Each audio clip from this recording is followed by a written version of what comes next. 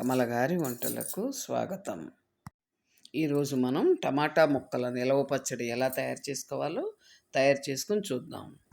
2 కేజీల టమాటాలు తీసుకున్నాం. మరీ పండిన టమాటాలు కాకుండా కొంచెం పచ్చిగా ఉన్న కాయల్నే ఎంచుకుని తెచ్చుకున్నాం. ముక్కలకు సరిపడా పసుపు, ఉప్పు వేసుకుని బాగా కలపాలి. పులుసు బాగా ఊరుతుంది. ఈ టమాటాలకైతే పులుసు చాలా బాగా వచ్చింది. 3 రోజుల పాటు ఇలా ముక్కల్ని పసుపు ఉప్పులో ఊరనివ్వాలి. మూత పెట్టి పక్కన పెట్టి ఉంచుదాం. 3 రోజుల తర్వాత ఇలా పిండి ముక్కల్ని ఎండలో ఆరబెట్టుకోవాలి. ఒక 2 రోజులు మంచి ఎండ ఉంటే సరిపోతుంది. పులుసు కూడా ఎండలో పెట్టుకోవాలి.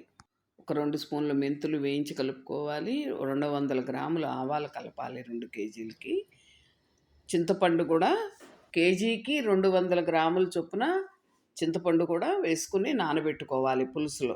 ముందు రోజు రాత్రి నానబెట్టుకుంటే చింతపండు బాగా మగ్గుతుంది.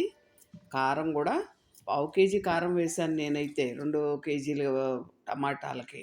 ఘాటుగా రుచిగా ఉంటుందని అవన్నీ వేసి ముందు రోజు రాత్రి నానబెట్టి ఉంచుకుని మరుసటి రోజున మిక్సీ పట్టి ముక్కల పాళంగా కలుపుకోవాలి.